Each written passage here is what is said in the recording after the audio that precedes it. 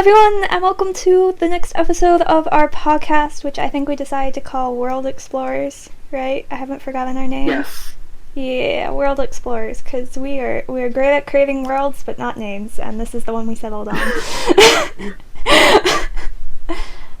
So, in this podcast, we create worlds based off of a prompt that Isaac kindly provides for all of us. So, Isaac has a prompt for us, which apparently he came up with on the spot, and is just really excited to share. So, go ahead. So what I was thinking is this would take place. This is so in this world. What happens is the world has been destroyed, where it is actually in pieces, and Ooh. the world is like imagine the world just sort of imagine when the Death Star hits a world. That's basically what this world now looks like. Okay. And the sun has also been destroyed. The sun has died, and maybe that was related to the world's destruction. I don't know. But the sun has died. There's no sun. Just a bunch of basically asteroids or remnants of Earth floating around. And but there's also a bunch of leftover technology and items, like maybe a book or something that was left over from the world before all this happened. And I'm thinking, if you were to have a setup like this, what kind of society would arise from it? So let me make sure I get like the picture clear. Earth is now chunks. They're like mini planets, kinda. Blown up, kinda like smaller floating islands almost, but everything is just moving through space pretty constantly. It's not like a steady floating island like in a fantasy world where everything is just like stationary like floating in space. Everything's like we're floating around like asteroids. How then you gotta ask the next question. If you had like millions of people who managed to survive the end of the world, how would they go about building up a new society? Well, how about we talk about how they survive first before we can talk about a society? Because you're talking, so like they've lost a lot of their heat. They're I don't know how oxygen's working. I don't know how gravity's working. Imagine the atmosphere still somehow exists in this world. Okay, so in this world, the atmosphere is magical and somehow just survive. Or there's a technology, they saw this coming, and so these little asteroids have like mini fields that are done up themselves, like they're being run by man, and man themselves is like, okay, we've got these machines, in which case these machines are very important now, because they're doing that. So would these machines also be the same for like heating and all that stuff too, to keep them alive? Maybe. You've also got to keep in mind, eventually, over time, even if the world blew up, it would all just sort of come back together because of gravity. Everything would eventually come collapsing back together and you would get a planet again, but imagining that doesn't happen. I don't think you get a planet. I don't think the world just magically, like, pieces itself back together. Not pieces itself back together perfectly. It's more like, you've got those puzzles where you can build a sphere. It's a spherical puzzle, and you've knocked it down, and the way that you're fixing it is you're just pushing all the pieces back together. Rather than so you just so we're not gonna get what it would look like. Yeah, you're not gonna get a great sphere. You're gonna get like a blob. The world becomes a space blob floating through. It's lost. Okay, so it's the planet of gelatin. It's the planet of gelatin. So I don't know. Whenever you said that, my first thought was instantly that there's bridges between these like different asteroid things, and you have different societies, and they're trading via space. Yeah, they would absolutely. One of the first things people would start doing is building bridges to connect everything, and these have to be solid bridges too. Otherwise, it's like if all the different asteroids are floating around, and the bridge snaps because they aren't. I mean, that could be one of the dangers. Like, then you have like a whole engineering team dedicated to repairing bridges, and that's just the risk of traveling. So you have a lot of people who aren't willing to do it. Yeah. Then you got asteroids that are coming in. If it crashes into a bridge, that bridge Yeah, is now I almost feel like it's destroyed. like people who took the Silk Road trade route. There weren't many people who were willing to do it because it was dangerous and it was a long trip. But those who did got a lot of profit out of it because then they got to do the trading and they just made a lot of money off of it. So that's Yeah. kind of what I'm thinking is you have like a higher class trading society that's willing to risk the bridges, and that sounds like just a fun adventure, a space adventure story is talking about like these market people who are going across the bridge. It's got all sorts of dangers about it. I almost think we'd need more dangers, or else just an asteroid may or may not coming isn't enough to make this book interesting. Okay, so yeah, we've got the asteroid coming in, maybe or maybe not, and the possibility of falling off of an asteroid. Of course, people would probably install some fences. We've got fences. I mean, And, gravity, I'm assuming is still a thing. Yeah. Whatever these machines that are keeping these little asteroid pieces functioning, I'm assuming they do heating, oxygen, and gravity are like their three main focuses. Somebody had to put in a ton of effort into making all of these machines for all these different asteroids. Like maybe there would be main asteroids that people live on. Yeah. Or maybe there are somehow smaller machines where people are like, all right, everybody keep these in one of your houses for the end of the world, and if you survive, activate it. Maybe, yeah. So what I'm assuming is, what I'm assuming is happening here in this world is news thing came up. Oh no, asteroids coming! We're quickly developing this technology. Some people were like, oh, we can destroy the asteroid, yada yada, or whatever's coming to destroy Earth. And other people are like, no, we've got a plan for when this thing hits and where Earth is just shattered into a billion pieces.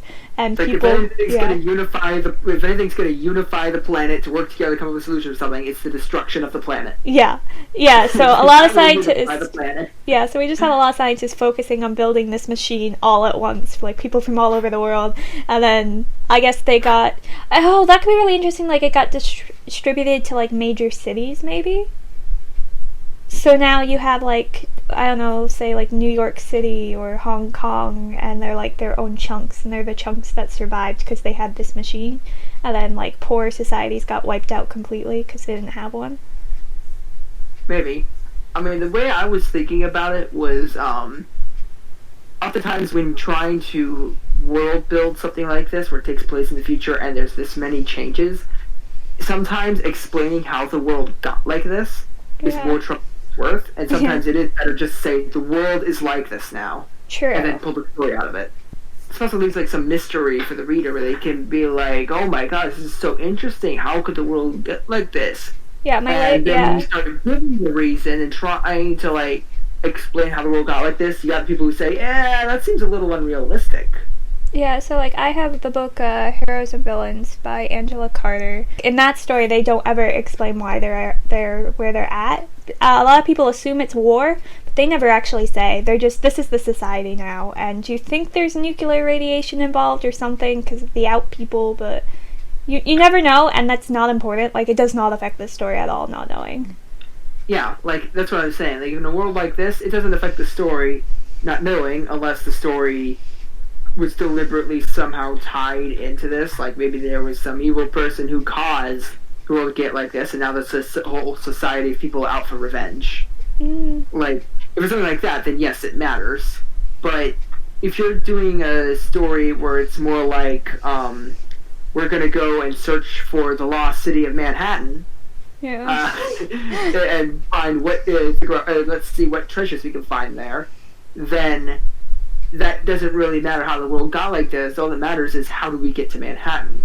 Yeah. And what are we going after?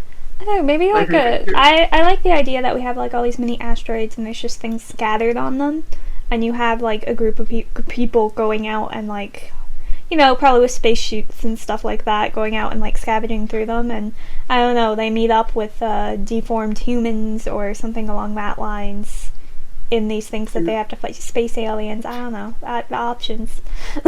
There's lots of options of whatever animals that like because of the crash they somehow gain the ability to survive without oxygen, and that makes them absolutely terrifying, because that sounds terrifying. I mean, I was imagining that the atmosphere is still there. It's just the atmosphere. It's just we somehow have an atmosphere, and all these rocks floating around somehow.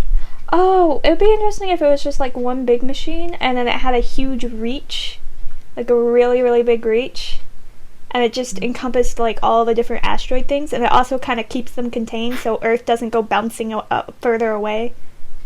Yeah, like it keeps them contained. It doesn't all like spread apart, but it also doesn't like pull them all down. Like the gravity is strong enough for that.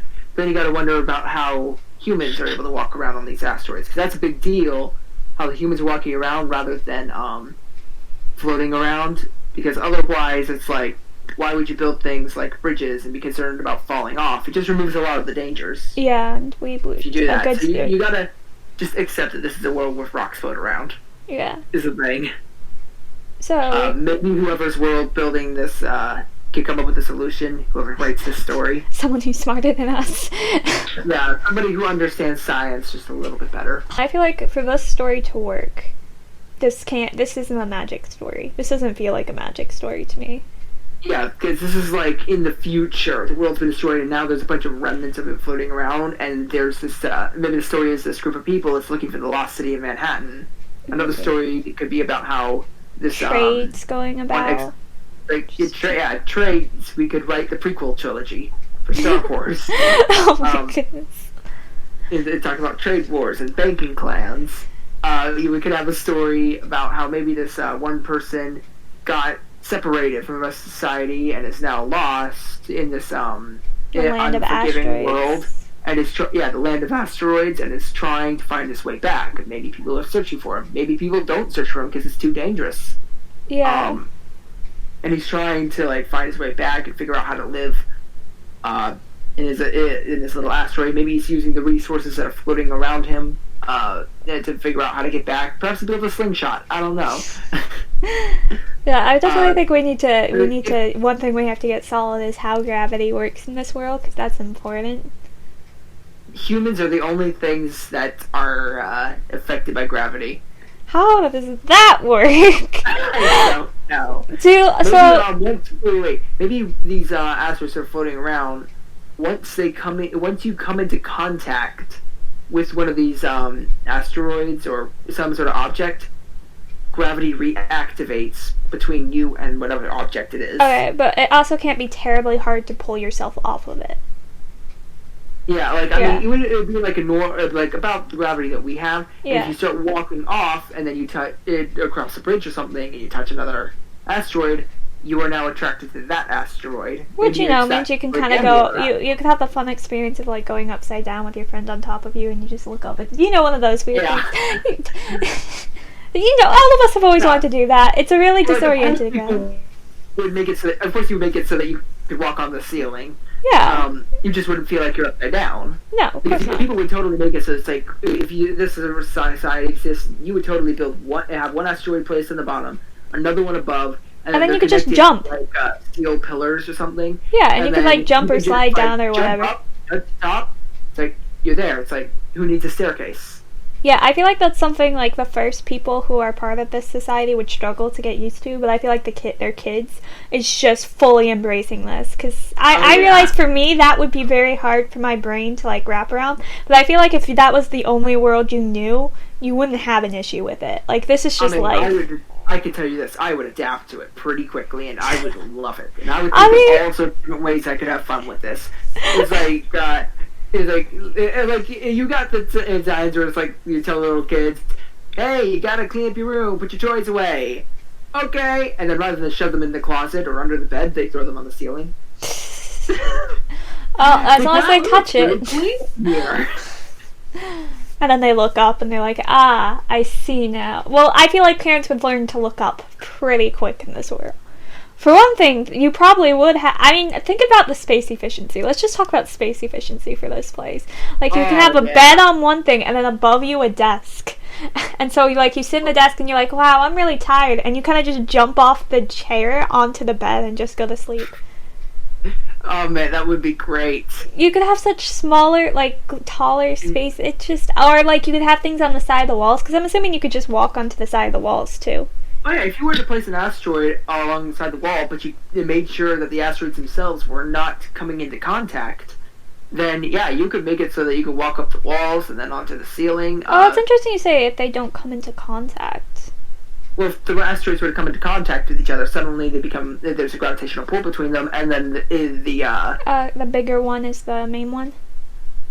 I would assume that's how it works. But then it's like they just get connected, and they basically become one, and it becomes normal gravity. So again. the only thing you can walk, like, anywhere on is an asteroids thing. Like, you can't put a wall up and then walk along the wall. You can only with asteroids, and I guess you can have asteroids connected with, like, poles and stuff to keep them separated so they don't connect, but at the same time they stay together, and you can, like, I don't know, monkey bar your way across your room into the next room, and then I feel like these people would have some great upper body strength here.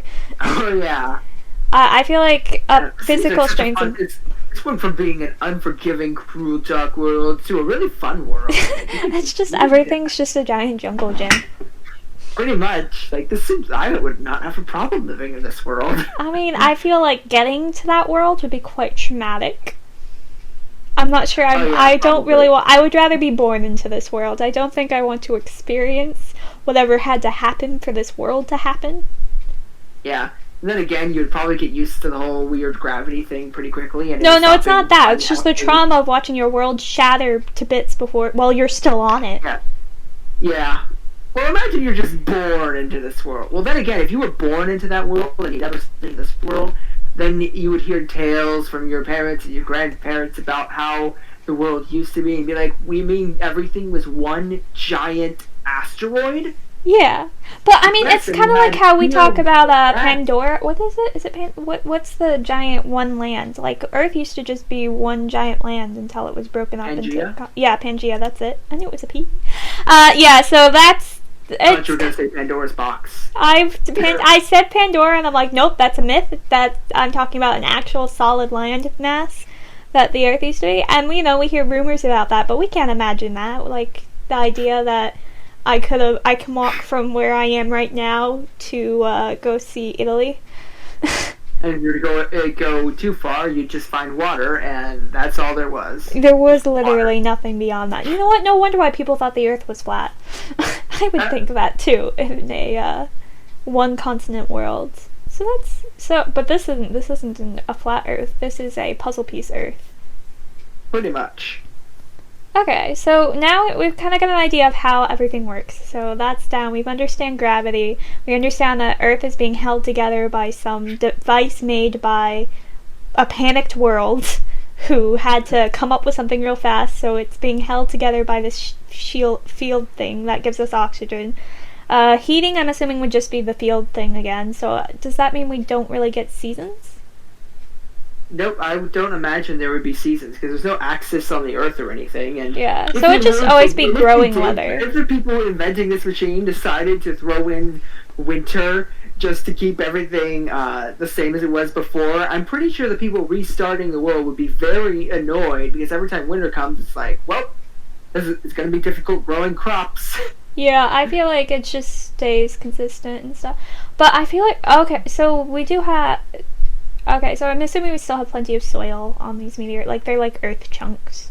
Yeah, they're Earth chunks. So they could be rock, they could be dirt, they could be whatever Earth is made of.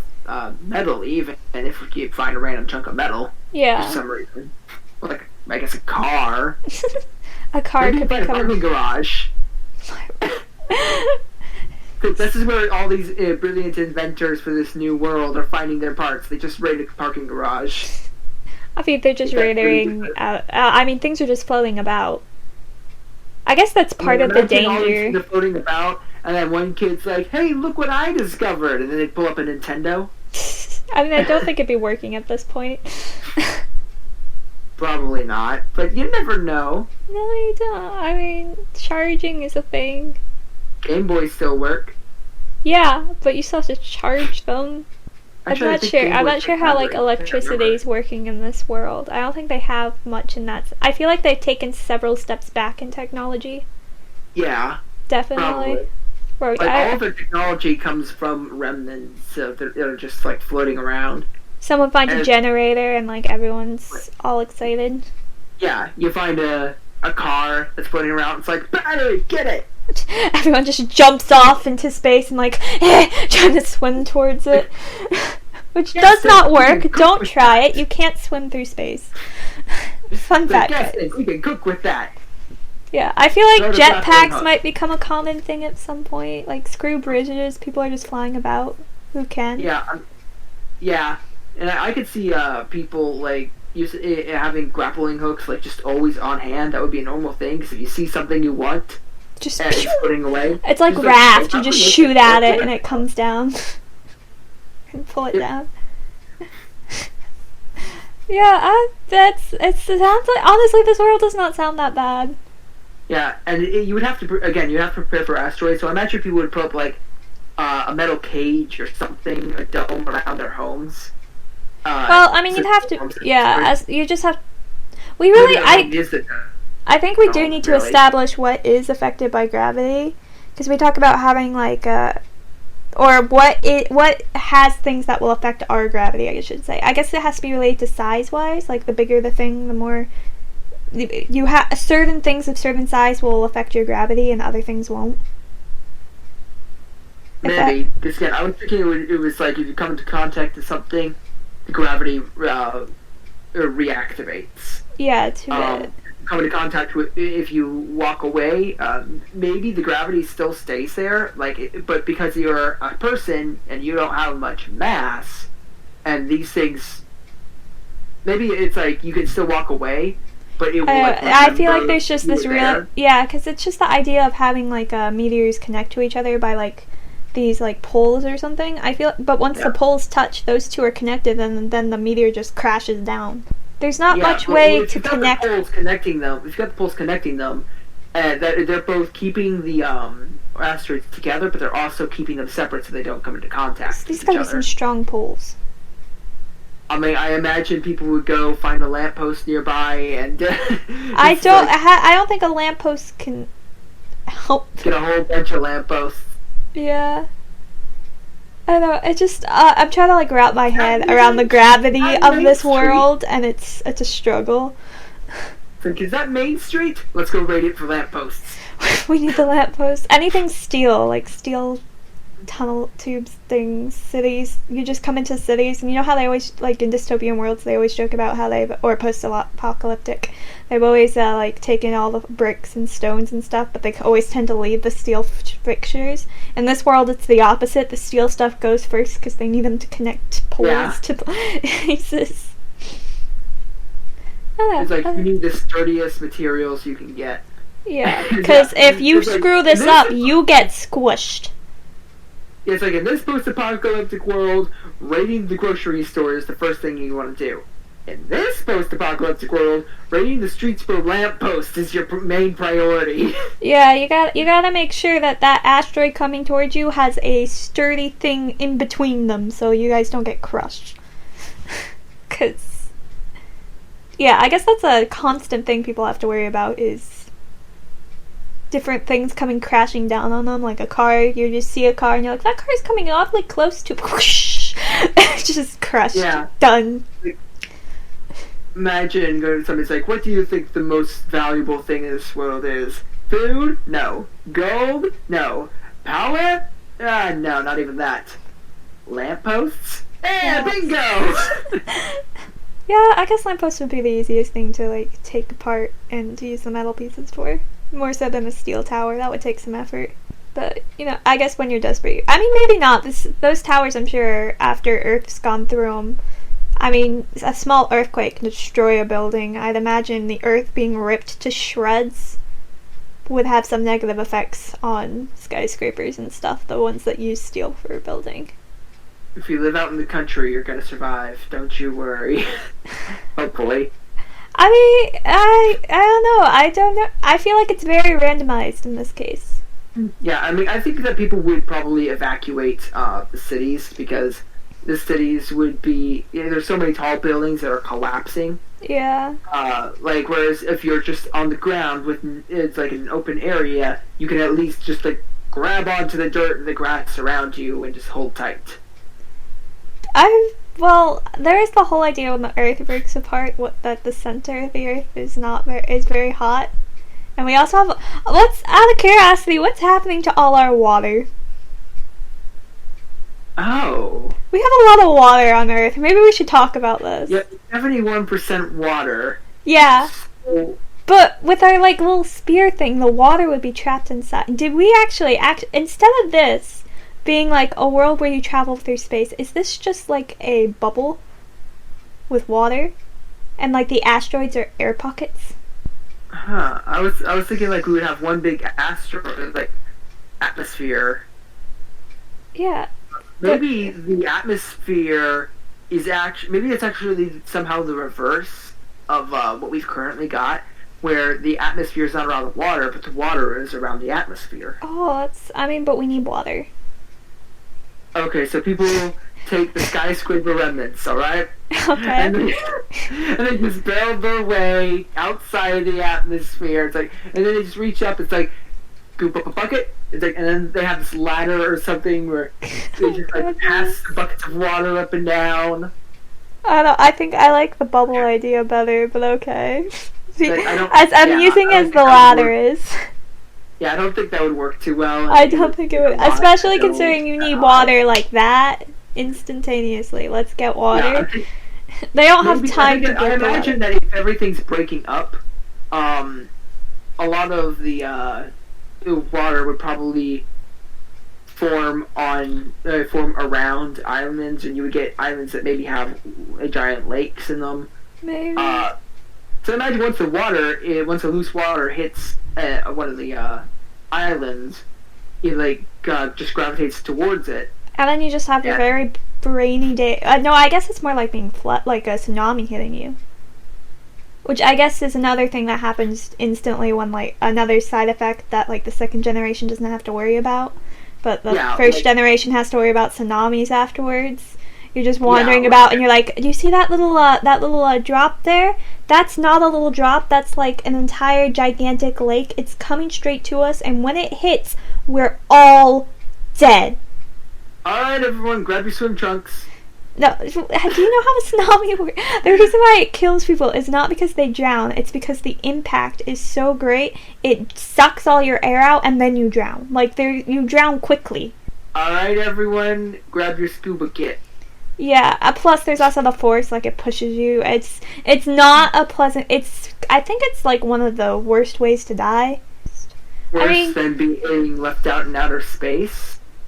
Worse than, Isaac, you are having all the air knocked out of you instantly. Your limbs are being ripped apart by a force. You can't breathe. You're suffocating. Everything's a blur. And then you're dead. But it's overwhelmingly painful. Edgar Allan Poe could come up with 100 more horrible ways of dying. I mean, like, natural ways, like a natural force comes at you type way to die. Like, not like a human's doing this too. This is just, a tsunami is something that just happens that we don't have much control over yet. So. Yeah, and I don't think that, if water were to hit an island, it would, What would it do? What would water do in this situation? Rather than form a bubble around it, it would instead, like, run down it off the edge. And, like, just continue on? Like, just continue on falling. So you just have, like, water snakes in the air? We were talking about how you can jump off the edge of an asteroid, meaning if this water were to hit the rock, it would get its gravitational pull, but then sort of like run down the side and fall off. Now, if it would hit the top, it could start forming a lake. Well, I mean, we have the whole thing where the gravity is all around the rock, so like you can walk all around it. In which case, yeah, the water would just like make a circle and just surround it. Yeah. I don't know, maybe there's just water rocks. Like, it's just rocks floating about that's surrounded by water, and those are the ones you have to be the most. Those are the ones you need the most because they're your only access for water, but they're also the ones you really don't want to touch. Yeah. The most. I mean, I guess, like, if you want to go for a swim, you can hop on them, but you just don't want them anywhere near your buildings. How would you get out of them? Oh, yeah, because you can't really jump. I mean, I guess it depends how deep they are. Some of them you can, like, hit the bottom and then push yourself. Like, I do this in the pool all the time, where you hit the bottom and you push yourself out of the water. But yeah, I guess there's like, ancient or you have to. I guess you have to rely on people to pull you out. So like someone would come in with a pole and be like, "Okay, grab on, I'll pull you out and back to this island." And you just yank them out, and then they float in space for a little bit, and then you pull them in, and you're like, "That was scarring. I don't ever want to do that again." And you have one of those moments. Yeah, somebody attaches a life preserver to the grappling hook, and it's like, okay, I'll be really careful not to let the sharp parts hit your skull, okay? Oh goodness.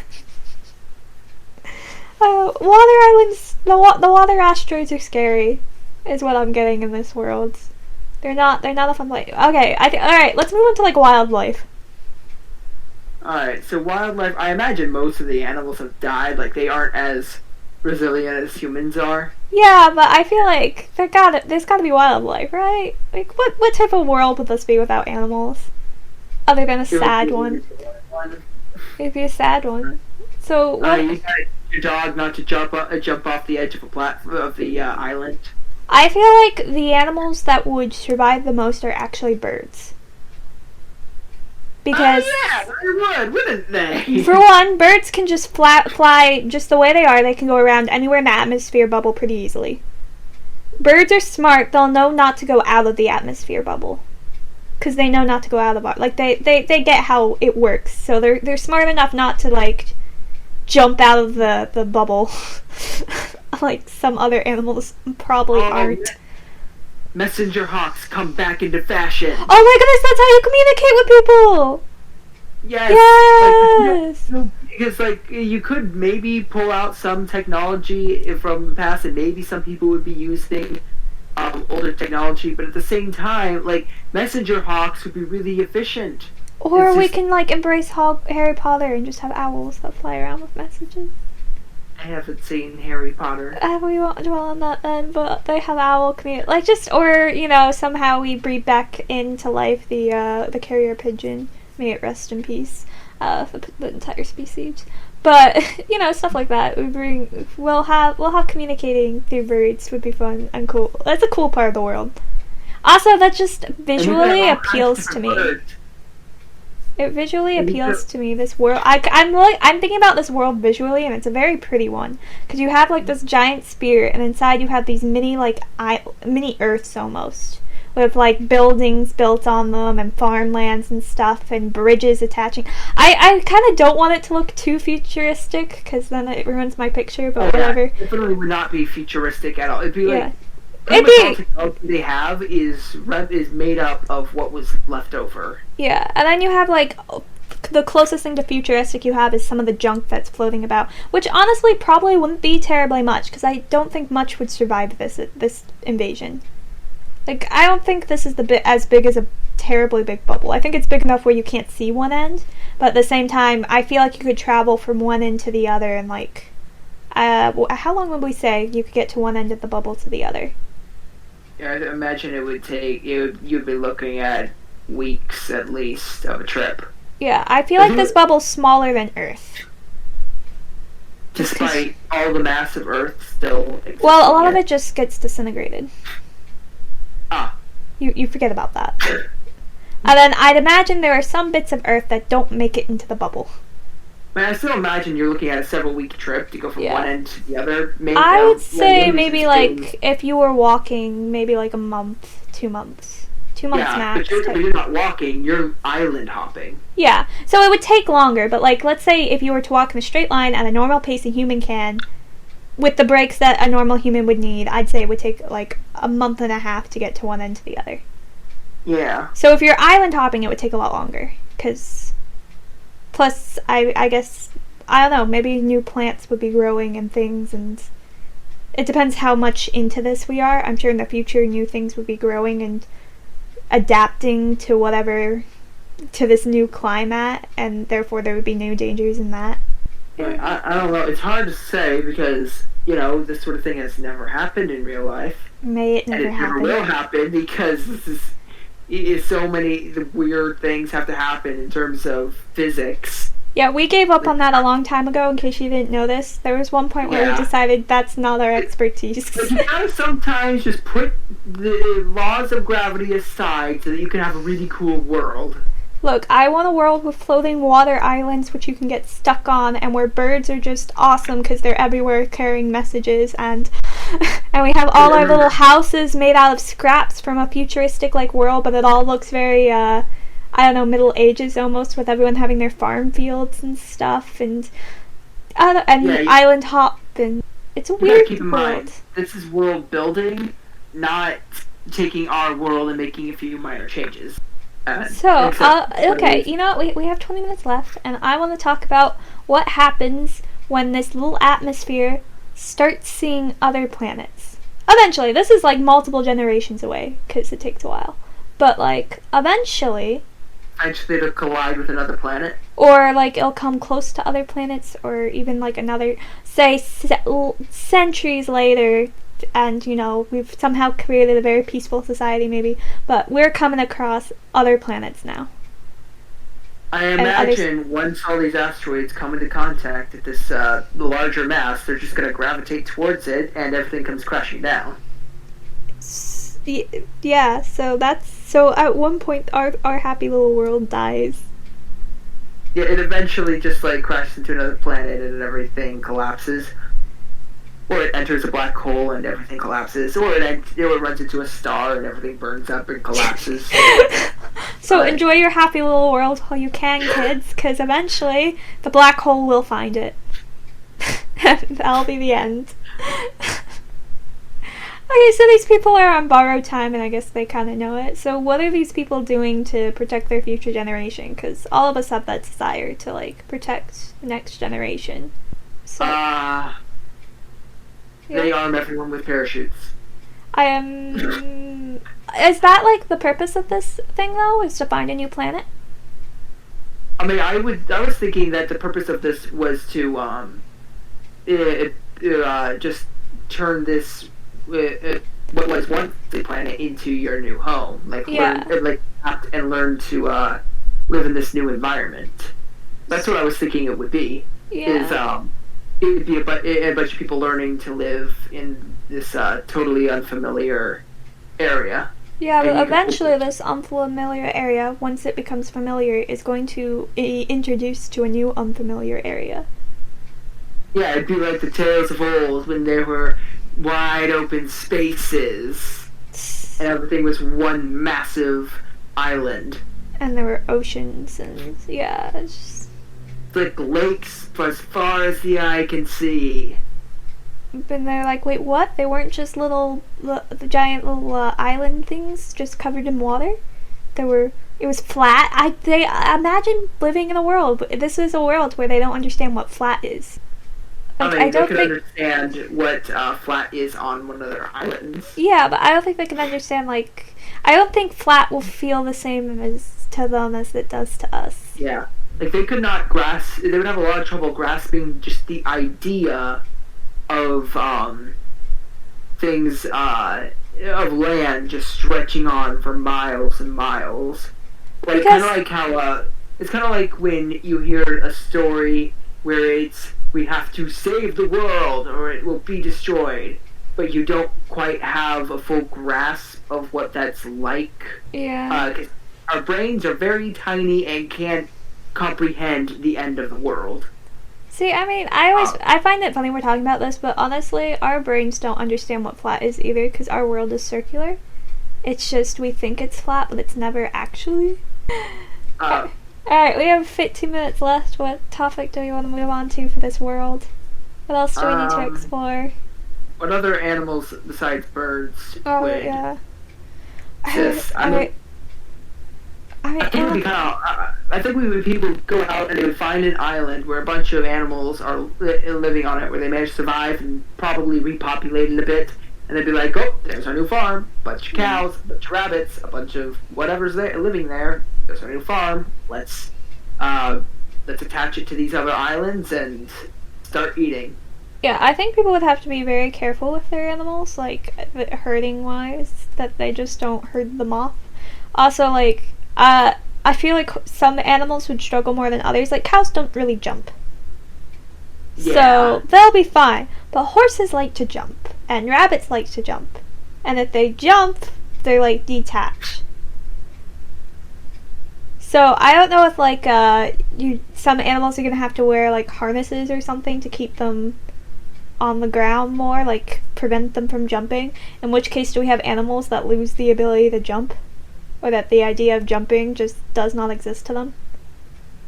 Probably, because I mean, they would probably still like maybe jump a little bit on their own island, but not much. Yeah, you don't want to jump too much. Jumping is a scary thing in this world. Yeah, like you go and you try to jump from one island to the other, you miss, you fall, you die. True, I guess eventually up, or you float. Don't you just kind of float about and you're just stuck until someone helps you? Maybe. I think that's like the only way this works is someone has to just help you. Which is why having like if people manage to invent something like a jetpack or a way to like push themselves along in the atmosphere. Yeah, I imagine people would get some jetpacks. I feel like jetpacks are useful in this world.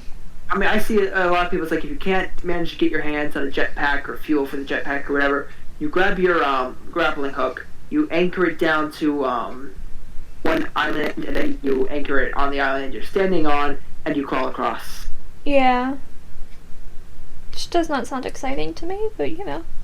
But I mean, I can see it being a way that people get around. Yeah, like, there's lots of options, but I feel like falling off isn't as big of a deal as we think of. I think you're just floating about, and it could be a big deal if you're alone. If you're alone and you get stuck, that's a big deal. Yeah, but and you get separated, and you would end up having a story similar to that all those different stories where you hear about people getting lost in the wilderness or in the mountains or whatever, and they happen to have flares on them to signal helicopters above that never see the flares. Oh my goodness, the flare trope. And it's like, and then that flare is used to scare off wolves.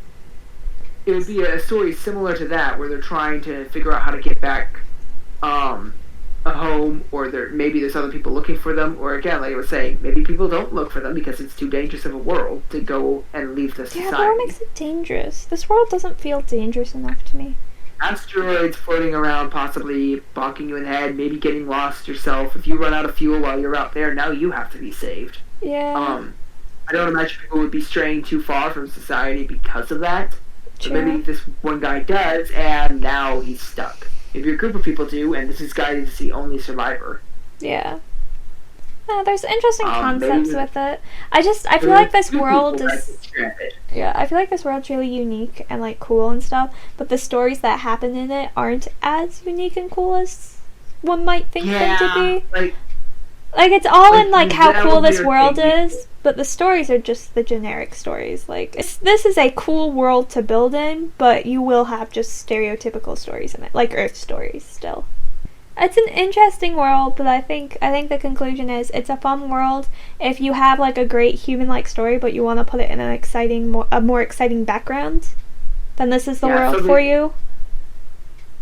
But otherwise, don't use this world hoping you'll get really crazy cool story ideas out of it. Yeah, that's not gonna happen. Yeah, we just spent an hour trying to find it, and we're struggling here, guys. I'm sure someone could. I'm sure someone out there has got like this crazy cool idea for it. In which case, take it, run with it, go for it. Maybe you've got multiple societies built up, surviving different areas, and maybe you could get an exciting heist story where where some people from one society are going to go and try and steal something from another one, and then you could have a bunch of really interesting security setups that are built from not just the remnants of what existed beforehand, but now you're using new physics to build security systems. Yeah, I feel like this is a good... Yeah, this is a world which has, like, it influences your story, but not as much as people might think, but it's still a really cool background. And it's, it's something to shake up the old tropes a bit, in the sense that you're playing with new gravity and things, but... I mean, I think it was a fun world to play with. So, I think that went well. And I guess we're gonna call it here. I hope you guys enjoy. I hope you're looking forward to next week when we'll have another random prompt in which we will build a world with. And yeah, I can't think of any moral for this week. Oh, I had a good one and now I've lost it. Oh. I'm sorry, guys. I'm trying to think Moral of the day, don't go to your grandmother's island. Stop. No, I can't let that one be the moral. That one makes a little less sense. Oh, moral of the day, just avoid water. Moral of the day is stay clear of water, don't get hydrated, and you'll survive. Yeah, and you'll do great. Okay, everyone, bye! Bye.